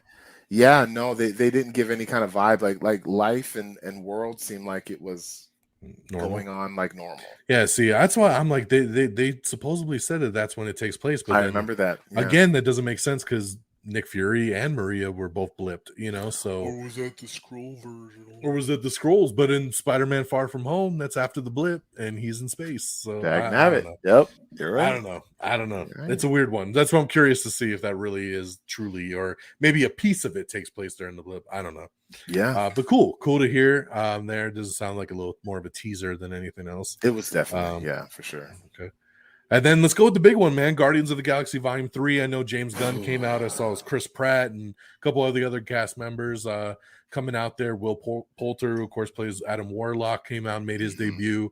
Maria Bakalova is going to be the voice of Cosmo the dog. She made her big debut last year, I believe, in the Borat sequel. She was great. So it's good to see her kind of getting some opportunity there. She's got an interesting voice that I think will be good for the dog. Yeah, when she was talking, I'm like, wow, that's going to be Cosmo. That's all right. That's cute. It's cute. Exactly. So we know this is the end, supposedly. James Gunn been very vocal about this is the end of the Guardians road. And, you guys got some footage. And what did you see? I'm glad that you went with this one last. When I'm going to release my episode about this, I'm going to do the same thing. But man, everything, the panel, the trailer, it was just emotions. And I can't remember the song for the life of me, the song that they played through it, but it did. I heard it was wasn't the Flaming Lips song. Okay. All right. But I don't remember the name of it. The feeling of this trailer was just it was incredible. And it seems that this movie to me is going to be centered around Rocket for some reason. Whether if they're on their journey to save him or what's going on, it's primarily Rocket. And I think you or Friggins told me that somebody released 3 seconds of this trailer before they probably got caught with the little rocket. Yeah, the little rocket and the hands kind of going in there. Yeah, and then you get a little bit more of that later on. You see another little rocket, but they have the metal implants on its back, and there's this weird Power Ranger moment where all of them are in these spacesuits, but each spacesuit is and this is old school NASA spacesuits, and they're all I heard it looked like colors. I heard it looked like Among Us. Okay, yes. Boom. That it was a bunch of different color Among Us characters. Exactly. Each one of them was a green and a yellow and an orange and a red and a blue, and they're just running and this old, and it was the moment was so funny. Peter is obviously talking to the Gamora, we had something, if you just give it a chance kind of thing. And she's like, that person that you were in love with is gone. I don't know who you are, Quentin. And he's like, it's Quill. and then they're going back and forth through some more scenes. And then at the very end of the trailer, Nebula says, can we just move on, everyone, please? And then Peter's like, wait, you guys were able to hear us the whole time? And then he's like, why didn't you say anything? And they're all talking at the same time. And then Drax is like, the despair was so horrible. I was loving every minute of it. And Mantis was just like, it was so sad. I didn't want to make you sadder. And it was fun. And even the actress of Mantis says that she is not as passive as she was before. Mantis actually has some action scenes in this one. And Gamora too, it's the show or the movie starts with them getting captured by the Ravagers, and the Ravagers are about to kill them, and they're like, wait, we have a meeting with your leader. And then the door opens, and then somebody's slowly walking out, and it's Gamora, and she's apparently the new leaders of all the Ravagers. And and then she doesn't look they do a great job of making you feel like this is a different Gamora, because remember other Gamora, her hair was kind of curly and it was washed and it just kind of bounced and everything. And this Gamora, her hair's stringy and greasy and she just one of the Ravagers kind of thing. Oh my gosh, and I even mentioned Groot. They show Groot. This dude has been doing push-ups since the last movie. He is like, he So reminds me of like Raphael from the last Ninja Turtles movie. Like, he is big, and there's this moment where he has 2 machine guns, and he's like da da da da da da, and then like he turns around and he has 2 more arms coming out from the bottom, holding 2 more machine guns. Like, it was so exciting. And then is he like fully grown now, or is he still like teenager? I think he didn't seem as tall as, remember previous Groot was like 7 foot tall. He seemed like eye level to everybody, but so he seems like adult Groot, but he's like just, maybe he's like, 20s college Groot kind of thing. I don't know. He definitely seemed a lot like, he had a grittier face. Like, he seems like he's much. And I think it might have something to, and I think that since this movie is centered around Rocket, I think it has something to do with that. And Nebula, she gets punched in the face by Adam Warlock. And he doesn't look the way I would have expected him to look, with like having white eyes and a glowing, stone in the middle. But in the comics, that stone is a soul stone. So like, they're not doing that in this one. It's just, he just has a stone in the middle, and the golden, what are they called? Whatever those gold alien race people were named. The Sovereign skin. Yeah, the Sovereign. So he's gold like them. He is gold like them, yeah. But outside of that, like, and then it showed a little bit more of the High Evolutionary, and that's going to be the big bad. And it's the same actor that was in the you called that out, Don. Peacemaker. Peacemaker. Chukwudi Ojwuji. Like his name is different. And he didn't do much in the trailer. You saw him. But he didn't do much in the trailer, but they had a whole thing where he came out in the middle of the audience and was slowly walking. And it was like a WWE event, man. Like, he's like, somebody, like, he's like going like this for someone to hand him something, and he grabs and he just like throws it on the ground kind of thing, and then just walks. And he has this serious face. And then out of nowhere, like, he'll just smile to everybody, and he goes on stage and he's just talking to the audience like, "Hello, humans. You are all just filthy and disgusting, and it has been, I wish I could say it's been an honor to be in the presence of this vile, disgusting room with all of you, but you do have a chance to be evolved," and yada yada. So I don't know what's the deal with this guy, but I love to hate him already, and I can't wait to see what they do with him. I had read he's the one that experiments on Rocket, and that's why his origin story is heavily featured in this, because the High Evolutionary is messing with the Rocket to turn him into what he is and stuff. So wow, pretty cool. Yeah, I can see that. I can see that whatever he started with Rocket, he's trying to finish, and the rest of the Guardians are trying to. He's trying to make everybody better, right? Yeah, and I looked at him a little bit in the comics, and apparently he's a human that just did this experimenting with himself to become this quote unquote perfect being. So he's trying to do that with everything else. So kind of makes sense that he chose a raccoon. Earth, Rocket, yeah, same thing. Why a raccoon? I would have chose like a bear or a sloth. Yeah, a sloth would have been better. But yeah, but you said this was super emotional. This trailer, you said everybody was very, very emotional. It was, and like after the trailer came out, like just watching the trailer, inside, like, this is it. Like, this is the last one. And before they dropped the trailer, James Gunn announced or mentioned that, like, when he started Guardians, he had an end in mind. He wasn't planning on it be like, this 3 movies or 4 movies or 5 movies. He just knew that he had a start and he had an ending. And this is the story he's going to give us. And then all the cast members were saying that that day was the first day that they had seen the trailer. I guess they had seen it backstage. And like, they just watched it backstage the same time you guys saw it, and then walked right out and was like, "Oh shit!" Yeah, Chris Pratt was saying, like you could just see it, like, he's always jokey, Chris Pratt, but he just, there's a lot of somber emotion on his face. And then when they talked to Sean Gunn, and she's like, "What's your favorite part about this movie?" Is like, my favorite part is working with my brother. We get to do the same stuff we used to do as kids, and this me being this character having like 2 lines in the first movie to like becoming a guardian of the galaxy, like it's a dream. And like, he's getting choked up. Karen Gillian was she's choked up, kind of talking like these group, family. We that's family. Like the theme of tonight's episode. This isn't the multiverse saga. This is the saga of family. And yeah, man, like, and there was no Batista, there was no Bradley Cooper, or I don't know, Vin Diesel. I don't know why he would even be there, but no Gamora either. So. Yeah, no Zoe Saldana either. So yeah, the folks that were there, even the girl who plays as Mantis, like she, you know, every person they went to is like, I'm just trying to hold it all together, and yeah, man, it just the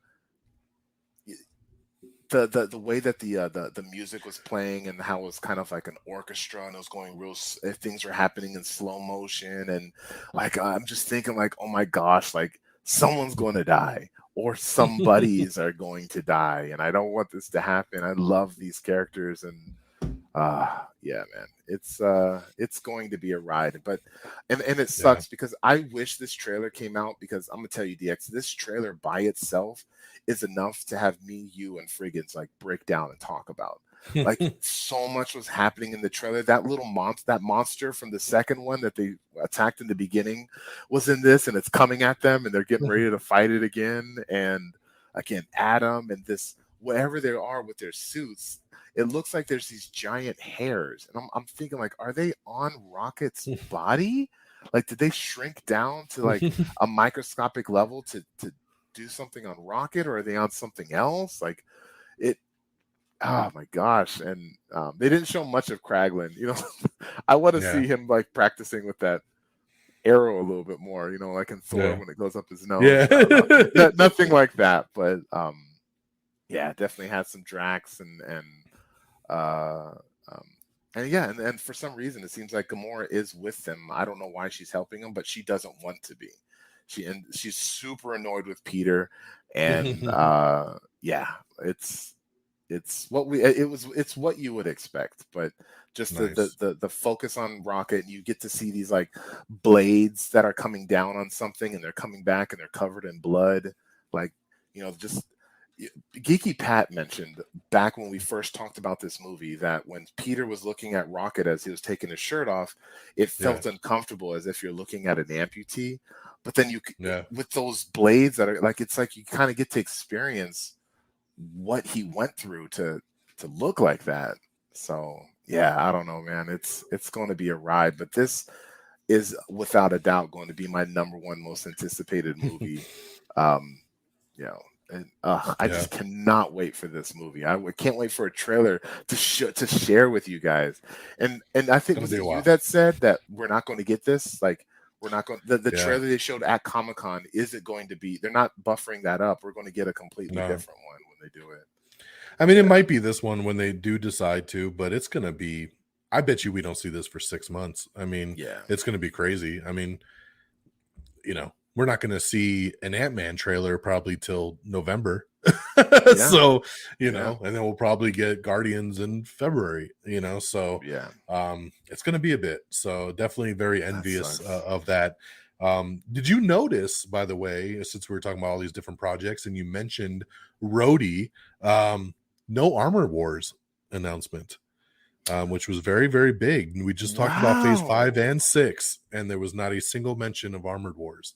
The writer of the show came out because people were like, yo, did it get canceled? And the writer came out and said, no, it's still happening, just wasn't officially announced yet. But very odd that we just announced through 2025 and didn't even bother to mention Armor Wars. So not even like a blank slot or anything. But like I was saying, I mean, it could be one of those ones in Phase 6, but again, we already knew this one was coming, so why hide that one? Why? Yeah, exactly. So like I said, in Phase 4, we're going to be like Armored Wars. Like, oh my gosh, they better not. Yeah, that's going to be. I don't even. Man, I didn't even catch that. Good catch, Don. Yeah, it's an interesting one. That's the only one I think that was previously announced that we did not get a word about. and I will say too, like, yes, they announced Phase 6 and there's all these blank slots, but once again, I stayed there for 24 hours, y'all, to hear the word mutants used once, and that wasn't used at all. And I will say, like, I was as much as I was excited for. Yes, and which sucks because that means I'm going to have to do this again next year. Like, really? I said, like, I think this is going to be my last Hall H run, but I also said that last time. So we'll see. But no mutants. Yeah, I think they're going to save that. Who knows, man? Like we said, D23 is in September, and I think we're going to get some big announcements. From the rumors that I heard, they were saving like the big announcements and the big casting announcements and stuff like that for D23 since it's their own presentation. It's their own Disney owned. So they didn't want to be like, here's, so-and-so is the new Professor X, like at Comic-Con. They want to do that at D23. So yeah, they hopefully had so much that they were announcing at Comic-Con, so that it kind of makes sense. It was a lot, but at the same time, a lot of it we knew about already. Like, honestly, the only surprises were the official Daredevil announcement and the 2 Avengers movies, because honestly, we knew about everything else. So, we got a title for Captain America, but really all the other shows we already knew were coming. Like, all we did was get dates. So not quite the breaking news that we maybe hoped for, but it sounded like a lot, and I think we all ate it up and was like, this is great. But then when you sit back and reflect on it, you're like, I knew about 90% of this already. Right. So that's why I'm really excited for D23. I want to see Ryan Reynolds come out on stage in the Deadpool. Oh my gosh. How great would that be? Let's go. And we've been mentioning this, but like, I still hope that the Stan Lee cameo is replaced by Deadpool. Like, I would love to see just a random Deadpool pop up in a movie and then just be like, good. But yeah, I mean, we got nothing of Loki. We got nothing of like the Marvels, Blade, Ironheart, Echo. Like, Well, they haven't started filming half of that stuff, so I mean, I would expect maybe something for the Marvels. The Marvels, Loki, they just started like a week or 2 ago, so I didn't expect anything really shown there. But the Marvels is pretty much done so they could have shown something there. But that's why they ended up flipping Ant-Man, because remember, Marvels was supposed to come out first and then Ant-Man. But Ant-Man finished filming first, so they were like, we're gonna flip those release dates and give the Marvels some more time. So because that's what we were talking about. Miss Marvel finishes and they set up this big after credit scene, and you're like, well, now I gotta wait a year to see how this pays off. What happens? A full year to see how that one goes. So well, cool, man. Well, anything else that's worth mentioning from Marvel or DC that you thought about maybe after the fact or anything? Man, not really that I can think of. I mean, we talk about DC. They had a Sandman panel, and I know Sandman is DC adjacent, but it's not connected to the DCEU at all. Which Sandman looks pretty interesting, but I mean, I really don't know how I'm gonna feel about it. But yeah, like everything like in the Marvel world, I mean, it was nice that we, after the whole pandemic and everything, that we finally got like this kind of solid. It feels like it's solid now, right? Things in DX. You're very. I know you're one of the leaders of frustration when it comes to repositioning and delays. Because of how they feel about box office success, and this is the first time where it feels like we're kind of getting back to normal. Like, this is our slate, this is our plan, and this is where we're going to go. And man, just trying to think of things and moments that might have happened. Nothing really. I think we pretty much covered it all. And like I said, I need to do a better job at keeping notes so I can get a lot of specifics with everything, because with 5 different big trailers that came out and the conversations that were being had, and I'm trying to text you guys all the deets, and they're still talking in the background. I'm like, what are they saying? So I don't know. It's I don't know. Everything obviously that's coming down the pipeline looks exciting, and I think myself, Friggins, all the Marvel heads out there, like we still got. We got to stay alive for many more years. Oh yeah. We just got to stay alive. No dying. Don't you go dying on me now. Don't you go dying on me. Yep. So, well, Peeps, man, tell the people, where can they find you and what you up to these days? Those of you that already know or don't know, the People's Forum that is the name of my podcast, which I try to release a new episode every Monday. Today, not so much. Comic-Con kicked my butt, and I literally fell asleep on the floor of my office last night preparing for that episode. So, but yeah, if you want to like hit me up, I am on the Twitters right there, number 4 my peoples. Yeah, I drop all my new episodes on the Twitters. I drop all my new episodes on the Facebooks as well. I'm on Spotify. I'm on the iTunes, and I got this guy hopping on every now and then. I got Friggins. I would like to get DX on there with me so we can talk everything there is to talk about Miss Marvel here very shortly, since that whole thing wrapped up. And I really need to get back into my reviews. I really want to talk about The Gray Man. Like, that was a fun experience that I need to talk about. So, movie reviews as well. People's Forum. Get at me, dog. There you go. People's Forum. Check it out. RedDragonsRadio.com. Always streaming there along with us. And make sure you follow our show right here as well. Am I on the air? All one word. And of course, you can follow me directly at DX DONMEGA. But yeah, man, it's the show. You see all the different stuff at the bottom there on the ticker. AmIOnTheAir.com is the official webpage. Am I on the Air is the main podcast. Airs every single Monday night. Always bringing you the latest and greatest in the week of entertainment news. Right here is Am I Still on the Air? So this is our spinoff where we get to take these moments and talk about these kind of little side projects and things that we want to dig into more. And we even have the Am I on the Air quick bites, which are just very quick 15-minute episodes or so that just kind of get you in, get you out, and talk about these things. So I do have a quick bite episode talking about all this same stuff, really just breaking down the Marvel slate for 4, 5, and 6, talking that multiverse saga. So you can check that out if you'd be interested to hear some more. But that is our show, guys. I thank you for joining us once again for another Am I Still in the Air? Our DC Marvel Comic-Con 2022 breakdown.